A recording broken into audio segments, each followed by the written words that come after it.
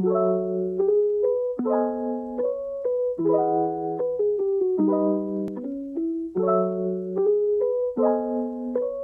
Sobat BMV dan para pendengar dimanapun Anda berada. Kembali lagi bersama kami dalam siaran mimbar agama Katolik persembahan Seksi Komunikasi Sosial Paroki BMV Katedral Bogor bekerjasama dengan RRI Bogor.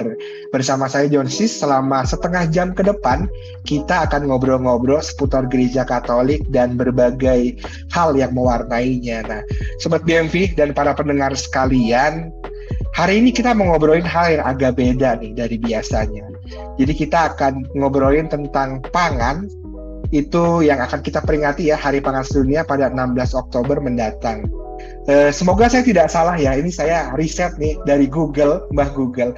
Jadi Hari Pangan Sedunia itu di bermula dari sidang umum Food and Agriculture Organization ke-20 pada November 1976 di Roma.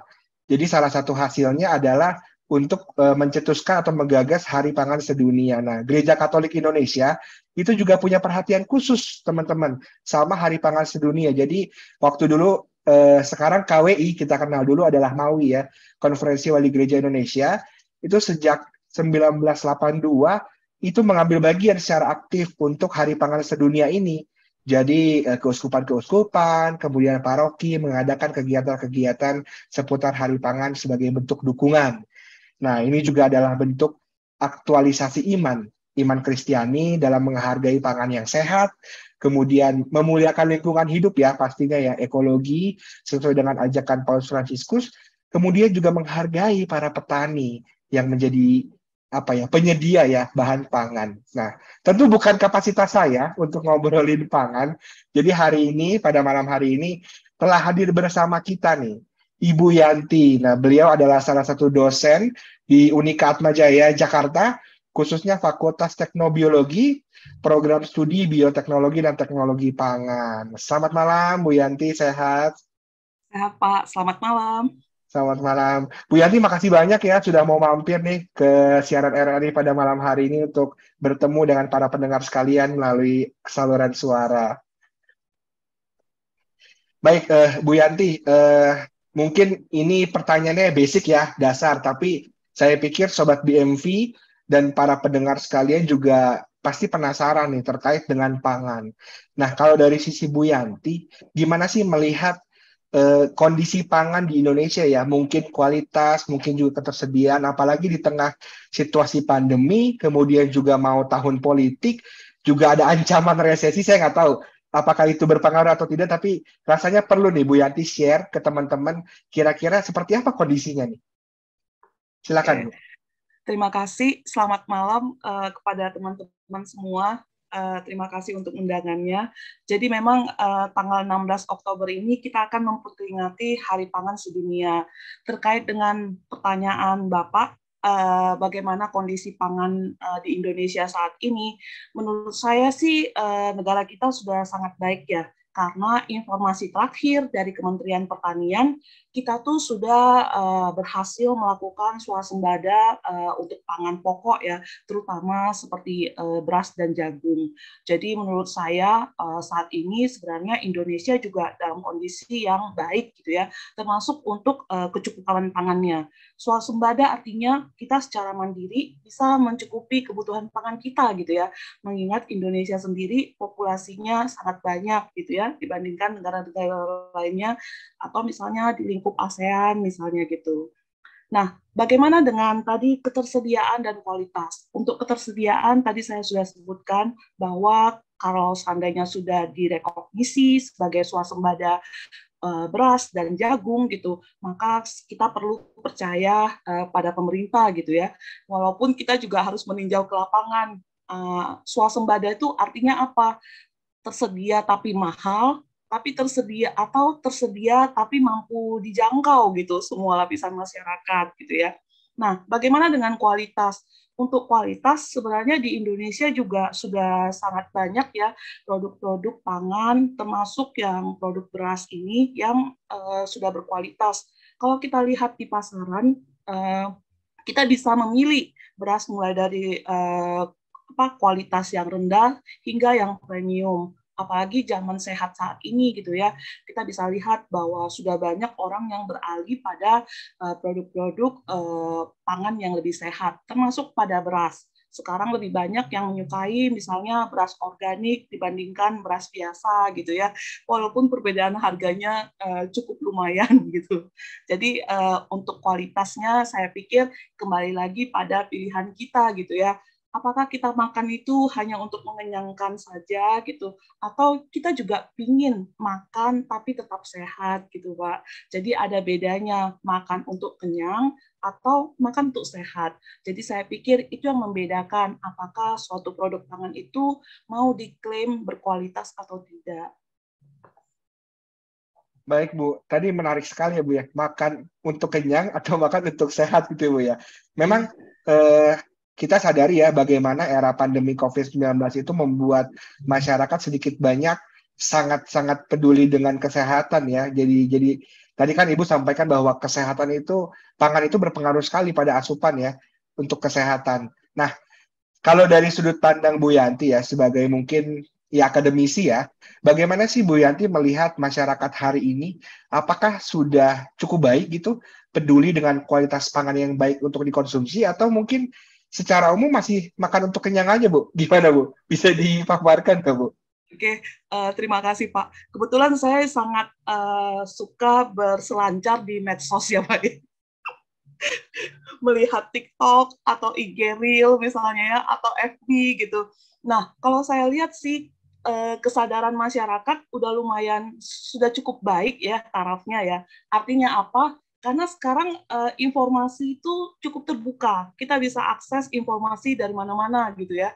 Kalau zaman dulu, versinya kita misalnya ya, kalau mendapatkan informasi itu harus baca buku misalnya gitu ya Pak ya, buku textbook atau baca jurnal misalnya. Tapi sekarang gitu, atau misalnya konsultasi ke ahli nutrisi, ke dokter misalnya ya, ke ahli diet gitu. Tapi kalau sekarang kita juga bisa belajar dari media sosial gitu, Pak. Jadi saya sering mengamati gitu ya beberapa influencer misalnya yang cukup populer, apakah di YouTube ataukah di IG misalnya Instagram gitu. Mereka tuh bisa gitu ya Pak ya memberikan informasi-informasi yang edukatif gitu, termasuk untuk yang pangan, info-info produk pangan ini, apakah ini cukup baik dan sebagainya, dan merekomendasikannya ke followernya gitu. Jadi saya pikir kesadaran masyarakat sudah sangat baik, apalagi negara Indonesia termasuk salah satu yang negara yang populasi pengguna medsos terbesar ya secara global gitu. Seperti itu sih Pak. Cuma memang kembali lagi ya, setiap individual pasti punya kesadaran masing-masing. Apakah dia memang sudah siap untuk beralih atau misalnya udah mulai memperbaiki pola diet atau cara dietnya gitu ya ke arah pangan yang lebih berkualitas, atau misalnya hanya wah ya udah saya tahu itu baik tapi ya karena saya kurang suka tidak saya lakukan misalnya. Sama seperti kayak merokok Pak, kalau kita tanya gitu ya teman-teman yang merokok, kamu tahu nggak sih rokok itu nggak sehat gitu? Tahu sih gitu, tapi ya mau gimana lagi, kalau aku suka ya mau gimana gitu. Nah, untuk yang pangan juga sama sih Pak, jadi memang perlu waktu dan juga perlu ini ya Pak ya, kesadaran dari si subjek individual itu gitu, pengen berubah, pengen beralih ke produk yang lebih baik, atau ya mau tetap stagnan di situ-situ aja gitu. Jadi memang makanya konsep untuk pangan sehat itu sebenarnya sudah lama banget ya. Mungkin sudah ada 2 dekade yang lalu. Karena kita juga belajar dari negara-negara Asia Timur seperti Jepang ataupun Korea gitu ya Pak ya. Di mana mereka saat itu udah mulai gencar menggunakan produk-produk pertanian yang sehat ala organik gitu. Sementara di Indonesia sendiri pada saat itu mungkin produk pertanian kita tuh masih full pestisida dan sebagainya gitu ya. Jadi mau konsumsi produk-produk pertanian, pasti worry-nya tuh bukan lagi segar gitu ya, segar karena alami, tapi segarnya karena semprotan pestisida yang berlebihan misalnya. Itu. Jadi begitu konsep pertanian organik masuk ke Indonesia, itu juga sudah merupakan suatu terobosan baru, terobosan penting ya, apalagi ketika masa pandemi ya. Ketika masa pandemi orang mulai banyak melakukan urban farming di rumah masing-masing gitu ya. Jadi dengan tanah ataupun fasilitas yang seadanya, kita juga bisa melakukan upaya budidaya atau bercocok tanam itu di rumah masing-masing gitu, mendapatkan produk-produk sayuran ataupun produk-produk pangan yang lebih baik gitu ya. Jadi kalau kita yang tanam, masa kita nggak berani makan gitu? Pasti sehat kan? Nggak mungkin Betul, kita betul. tanam terus kita semprot pestisida misalnya gitu ya, seperti itu. Itu sih. Jadi saya pikir untuk yang informasi tentang yang produk pangan berkualitas ini sudah cukup banyak gitu ya. Termasuk melalui media sosial dan sebagainya, dan itu tinggal tergantung dari kitanya sebagai individu, apakah kita mau menerima atau cuma dengar aja dan numpang lewat gitu Pak. Ya Bu, memang berarti era keterbukaan informasi itu menjadi sebuah terobosan dan pintu yang cukup lebar ya untuk masyarakat gitu ya, mengetahui bagaimana pentingnya begitu ya pangan yang berkualitas gitu Bu ya. Tadi sebenarnya menarik sekali sih soal urban farming ya, bagaimana memanfaatkan lahan terbatas di rumah. Tapi rasanya itu nanti jadi satu sesi sendiri deh. Jadi perlu banget Boleh Bu Pak. itu. Ya, Rasanya saya yakin sobat BMV dan para pendengar juga penasaran gimana caranya lahan di rumah yang mungkin nggak seberapa tapi bisa menghasilkan. Mungkin nanti kita bisa ngobrol lebih lanjut tentang itu Bu ya di lain kesempatan. Nah, tentu. terkait dengan tadi ya, sebenarnya kesadaran tuh sudah ada gitu Ibu ya, bagaimana era informasi terbuka, masyarakat melalui media sosial begitu mudah ya untuk mengetahui, dan saya yakin para pendengar dan sobat BMV di rumah juga sebenarnya udah tahu nih, sebenarnya itu penting gitu Bu ya. Tapi mungkin dari sisi Bu Yanti nih bisa lebih menguatkan supaya teman-teman tidak hanya sekedar tahu, tapi juga mau gitu ya melakukannya. Jadi seberapa penting nih Bu memilih pangan yang berkualitas? Silahkan Bu. Seberapa penting dari aspek apanya ya Pak ya, kalau boleh tahu? Mungkin manfaat untuk diri sendiri dulu kali ya. Manfaat Kemudian untuk diri juga sendiri. iya sekitar. Oke, ya ya, baiklah. Kalau seandainya diarahkan ke manfaat untuk diri sendiri, pangan berkualitas itu tentu menjadikan kita tuh bisa lebih sehat gitu ya, lebih aktif, lebih bervitalitas misalnya gitu ya Pak ya, dan juga bisa menyeimbangkan kehidupan kita baik secara jasmani ataupun rohani gitu.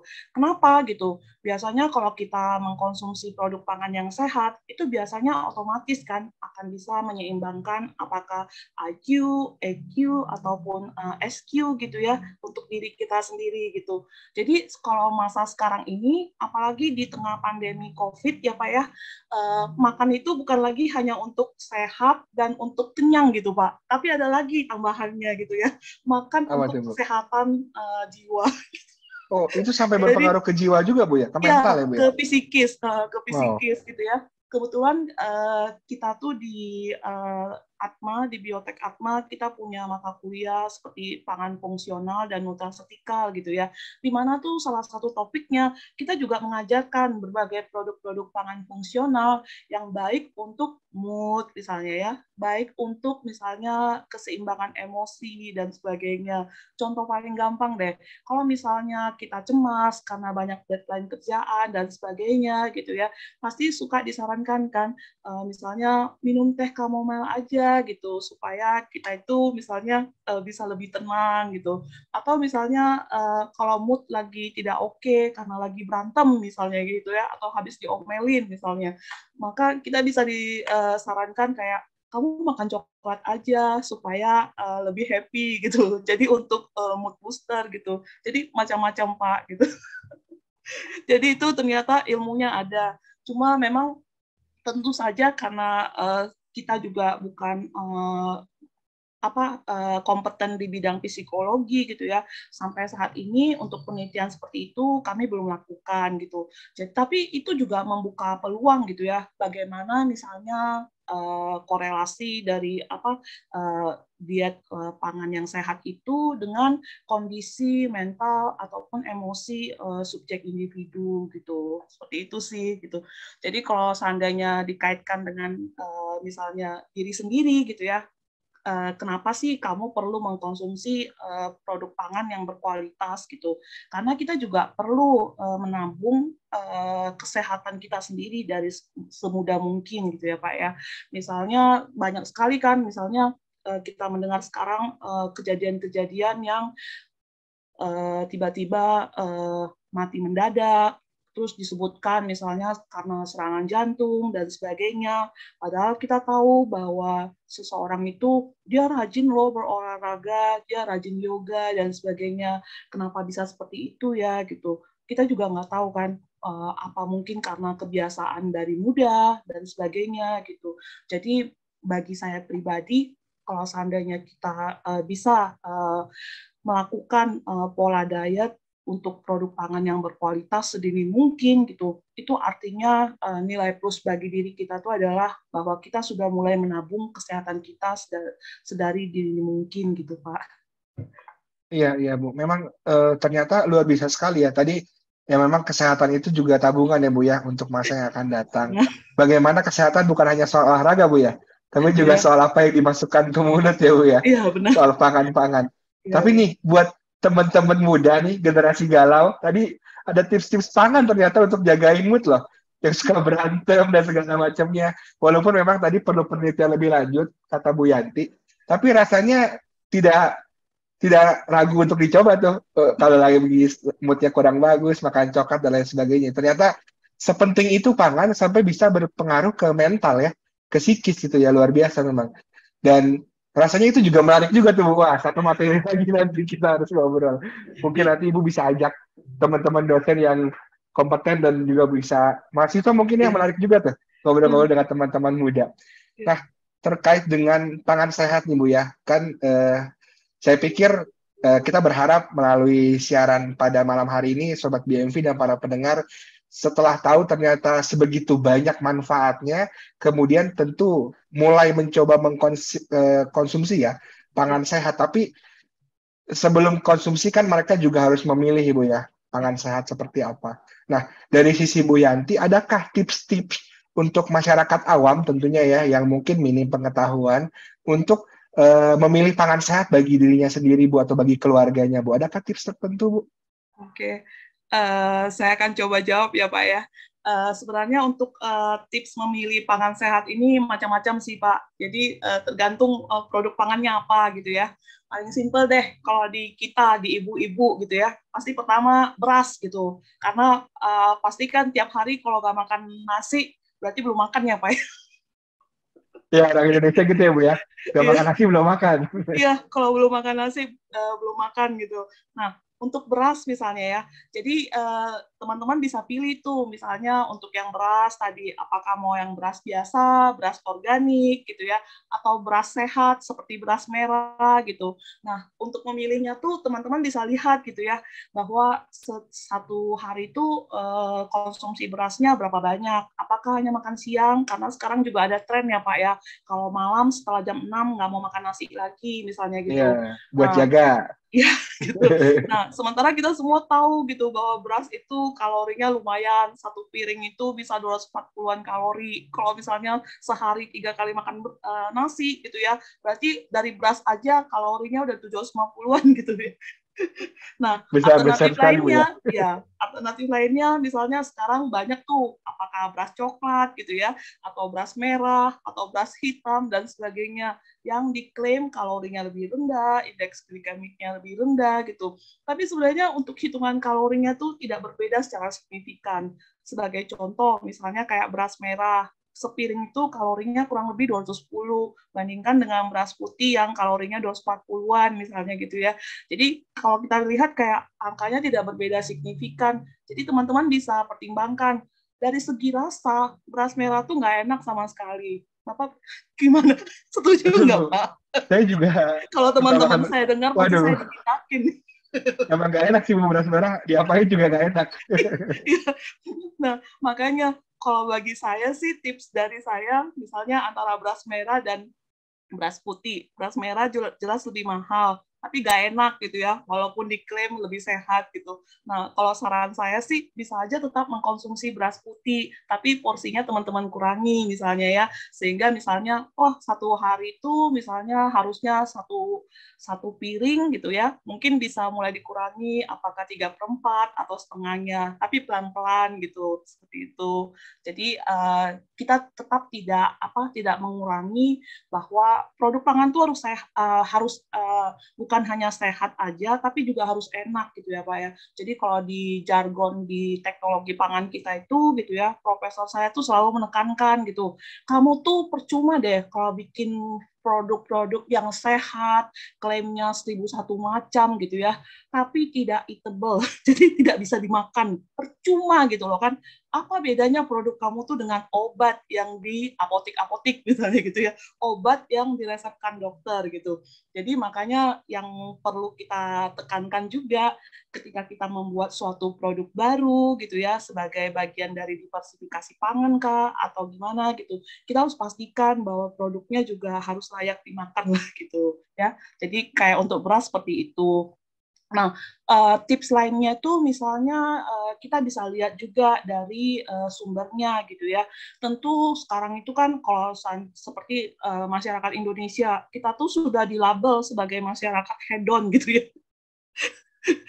Sebagai masyarakat hedon, konsumtif gitu. Dan sayangnya gitu ya, sering banget malah menjadi konsumen produk-produk luar gitu, seperti produk-produk junk food dan sebagainya gitu. Nah, untuk yang tips kedua ini mungkin saya tekankan, mulailah melirik produk-produk lokal ala Nusantara di sekitar kita gitu ya. Jadi misalnya seperti yang beras gitu, kalau seandainya misalnya pingin bosan nih makan nasi misalnya ya, mau ganti misalnya ya, maka kita bisa melihat sekeliling kita, ada nggak sih produk-produk seperti beras analog yang bisa menggantikan keberadaan beras biasa atau nasi putih itu. Misalnya contohnya apakah menggunakan produk lainnya seperti mie, ataukah yang dari sagu, atau dari yang lainnya gitu ya, jagung misalnya gitu. Jadi kita bisa variasikan makanan kita gitu ya. Jadi untuk ibu-ibu ataupun misalnya teman-teman lain yang hobi masak gitu, kita bisa variasikan. Misalnya diet mingguan kita tuh bermacam-macam gitu ya, untuk sebagai bahan karbohidratnya. Jadi bukan hanya dari beras. Jadi kalau seandainya kita mau melakukan diversifikasi pangan, misalnya mengganti beras biasa dengan beras analog. Analog tuh artinya yang non beras gitu ya Pak ya. Jadi apakah produk dari mie, dari produk jagung, sagu dan sebagainya gitu. Jadi kita juga bisa lakukan variasi itu gitu. Terus apalagi ya kalau dari sumber udah. Jadi sumbernya tuh utamakan kalau bisa melirik yang lokal gitu. Terus tip lainnya untuk yang bahan pangan berkualitas, mungkin kalau seandainya ibu-ibu terutama ya, tentu kita harus perhatikan apakah produk-produk yang dijual itu sudah mendapatkan, harus dicek labelingnya. Jadi labeling atau komposisi gizinya gitu ya. Apakah ini sudah mendapatkan izin dari BPOM misalnya ya, dan juga perhatikan untuk yang masa simpannya gitu, expired date. Jadi itu juga sering ya, kadang kita selalu lebih heboh kayak, wah ini lagi diskon, buy one get two misalnya gitu ya, tapi tidak memperhatikan ternyata sebenarnya mutunya sudah berkurang karena sudah menjelang expired date dan sebagainya gitu. Jadi sebagai ibu-ibu selain cermat, kita juga harus teliti melihat labeling dari produk pangan itu. Apalagi sekarang ya, saya lupa deh, isu beberapa bulan atau beberapa tahun yang lalu gitu ya, yang disebutkan ada yang beras tipuan ya, yang dari plastik, China ya. misalnya ya, Ya, beras plastik atau apa gitu. Telur juga, telur dulu ada Nah, iya, telur. telur juga plastik gitu ya. Iya. Nah, Nah, makanya jadi sebagai konsumen kita juga harus aware gitu. Saya sih senang banget melihat iklan-iklan dari pemerintah, termasuk dari Kementerian Kesehatan, Kementerian Pertanian gitu ya. Bagaimana mereka sering di Instagramnya ya Pak ya. Jadi bagaimana mereka sering membuat berbagai infografis yang edukatif gitu, yang bisa dibaca ataupun disebarkan ke masyarakat. Kadang bahkan di beberapa mata kuliah saya sering men-screenshot gitu infografis itu gitu ya. Jadi menyebutkan bahwa ini nih yang terbaru misalnya. Jadi contoh kayak produk pangan sehat gitu ya. Sekarang di peraturan BPOM itu mereka mempunyai aturan membuat centang list checklist hijau gitu Pak ya, checklist hijau. Jadi beberapa produk pangan sehat disebutkan kalau misalnya bisa menekan penggunaan jumlah dari apakah garam, apakah lemak misalnya, ataupun gula gitu Pak. Jadi kalau seandainya takaran dari garam, gula, atau lemaknya bisa dikurangi dan memenuhi kriteria BPOM, maka produk itu boleh dilabelin centang hijau gitu. Jadi akhirnya kita bisa percaya, wah ini lebih sehat loh, minuman jus ini gulanya tidak banyak misalnya ya, dan kalau kita minum artinya kita tidak menabung gula gitu misalnya. Begitu juga dengan produk-produk instan lainnya. Saya lihat beberapa produk mie instan sudah mendapatkan centang hijau juga, dan itu diklaim bahwa ini lebih rendah garamnya gitu, lebih rendah konten dari asam lemaknya dan sebagainya gitu. Jadi saya pikir itu sih Pak. Jadi 3 poin itu aja. Ya Bu, menarik sekali ya. Memang ternyata selain tadi Ibu cerita memang ada terobosan-terobosan dari sisi dunia akademis ya, terkait dengan pangan sehat yang enak. Nah, tadi seperti kata profesornya Bu Yanti. Tapi juga pemerintah menggaungkan ya Bu ya, bagaimana promosi-promosi melalui infografis, kemudian juga sertifikasi atau lisensi ya dari BPOM dan lain sebagainya untuk membangun trust juga dari masyarakat bahwa ini bukan hanya sekedar label sehat, tapi memang sehat betulan gitu Bu ya. Luar biasa sih, saya pikir ini jadi pengetahuan yang sangat baik dan bermanfaat nih untuk para pendengar dan sobat BMV yang ada di rumah. Bu, ini kan waktunya tidak banyak nih Bu ya. Memang hanya sedikit karena ada siaran-siaran lain yang menunggu. Tapi saya punya satu pertanyaan terakhir Bu ya, sebelum kita berpisah dengan para pendengar dan sobat BMV di rumah. Terkait dengan tema pangan Hari Pangan Sedunia tahun ini ya, kalau nggak salah pangan lebih aman, kesehatan lebih baik gitu Bu ya. Boleh Bu sedikit mungkin pesan juga ya untuk para pendengar terkait dengan bagaimana pentingnya pangan sehat ini terkait dengan tema Hari Pangan Sedunia tahun ini Bu, dari Bu Yanti, silahkan Bu. Pesannya apa ya? Pesannya Pak ya. Oke. Ya, silakan Bu. Kalau dari saya sih singkat aja gitu ya. Kalau seandainya memang ingin beralih pada pangan yang sehat, pangan yang lebih berkualitas gitu, lakukan action, just do it.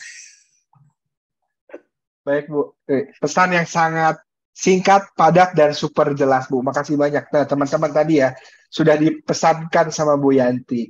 Dan Bu Yanti, terima kasih banyak sudah mampir ke siaran pada malam hari ini. Kita mampir ke RRI Bogor, berjumpa bersama Sobat BMV dan para pendengar.